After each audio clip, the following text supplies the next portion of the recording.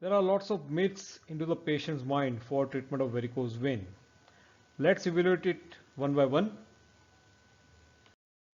So most common myths is about the venous ulceration.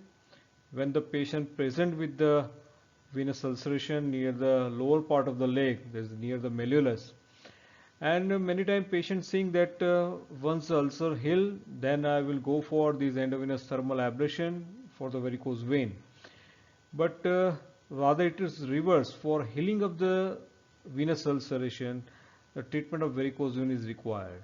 So if we do this endovenous thermal ablation for the varicose vein, then this ulcer is going to heal.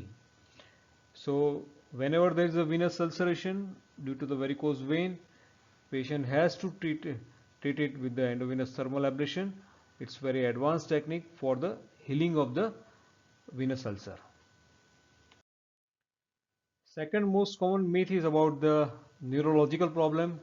What happened that in Hindi language, vein is also considered as a nus and the nerves is also considered as a nus. So many times neurological problem patients like lower backache, radiating pain into the lower leg due to the sciatica, all these neurological problem patients uh, come to us for treatment, but ideally they should go to any neurological specialist like any spine surgeon or neurophysician for the treatment of such kind of neurological problem. Third common myth is about the varicose eczema.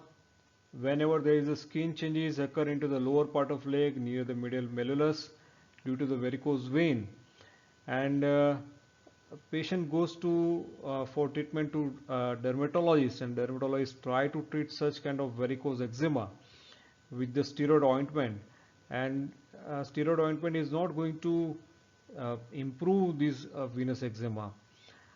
So patient has to go to intervention radiologist or any vascular specialist who treat this varicose vein, and patient has to get treated with the endovenous thermal ablation for the varicose eczema. Once underlying this venous etiology is cured, then result for varicose eczema is very good, and